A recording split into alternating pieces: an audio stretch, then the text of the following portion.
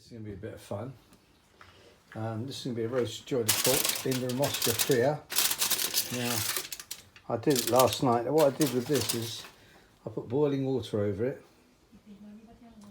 On the sort of rendered the fat side. On the side round it, I put, you just see, that's 5 spice powder and salt. I think if I'd had more time, I would have put this up and put a fan on it to try and dry this out. Anyway, that's going to go into that Remoska there. Now, I'll use these things, but you can see they don't last very long. This is the second one we've had. Inside there is the first one, which I'm using, silicone square. And I'm going to do that. Now, what I'm also going to do is, in the other Remoska, the standard, I'm going to do cauliflower, carrots. In this one, I'm going to put the potatoes. But I'm going to parboil the potatoes first and put them in there.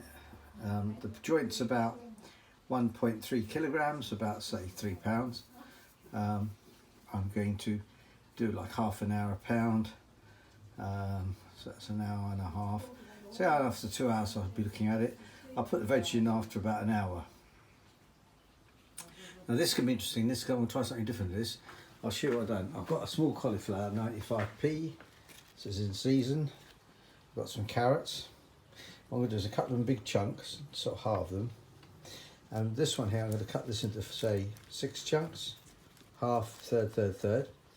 And I'm going to put it in a bowl with olive oil, cumin seed, garlic, and I've got from my bush in the garden, 3, there should be 3, there's only 2, there's a third one somewhere. Yeah, there's the third one. Bay leaves. I'm going to roast them. I'm going to see what that tastes like, pepper and salt. And I've got fresh beans which I'll just boil. Okay, let's have a bit of fun. It's a bit of fun. Take the lid off, it'll be warmed up for a few minutes. I've got, of course, tin foil to cover it when I need to. And there is the joint. I don't know if you can see that. Oh, that's it there. That's going in there now. Fat up. I'm hoping it's going to be a really good crackling. Normally I do get good crackling, and I think it's down to the fact that I often recut the fat, but I haven't done it in this case. And I rendered it, so we'll see what happens. Chopped up a cauliflower, put olive oil on it, and I chopped up some bay leaves, about 4 bay leaves, and now I'm taking some cumin seed there. I'm sprinkling it all around it, and like so. I'm also going to have a bit more fun with some carrots. These are all going to go into the, it's all going to go into the, what you call it, Remoska now. It's going to go in the standard Remoska. So there we go. They're all in there. Now I've got to mix it all up. I should use fingers for this. So, but it's I don't get my hands full of oil. So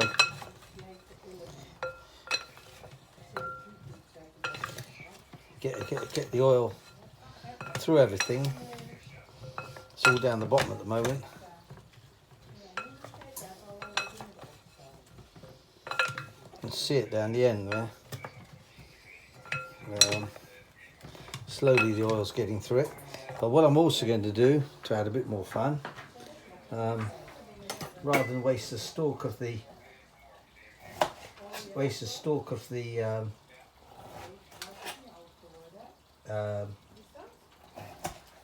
cauliflower,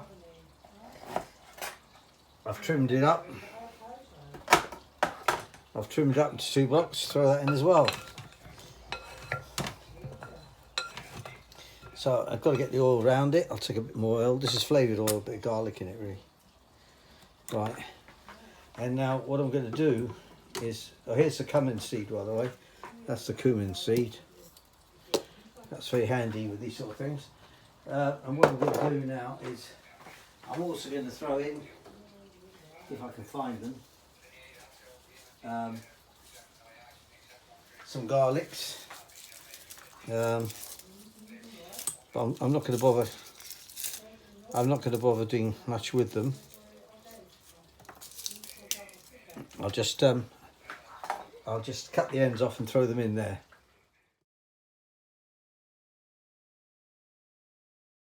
Right, now those done. There's 3 pods of garlic not been done.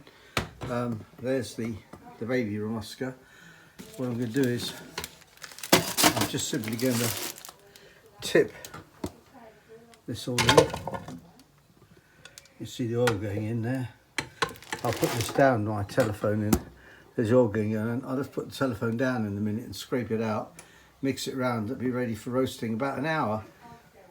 Once I've done the roast pork for about an hour, I'll then add these. These should take about another 40 minutes or so. The roast potatoes, maybe 20 minutes.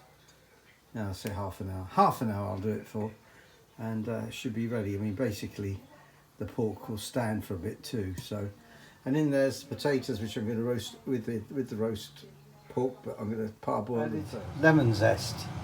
I've 1 lemon into it. Why? Don't know. It should taste good though. There you go. I might even add a bit of lemon juice at the end. Ultimately, it's people like this woman who the SNP will have to convince. She works as a manager in the NHS, has always backed the SNP, but is now thinking of voting Labour. I just think that you don't see what you get in the tin of a politician, and that disappoints me.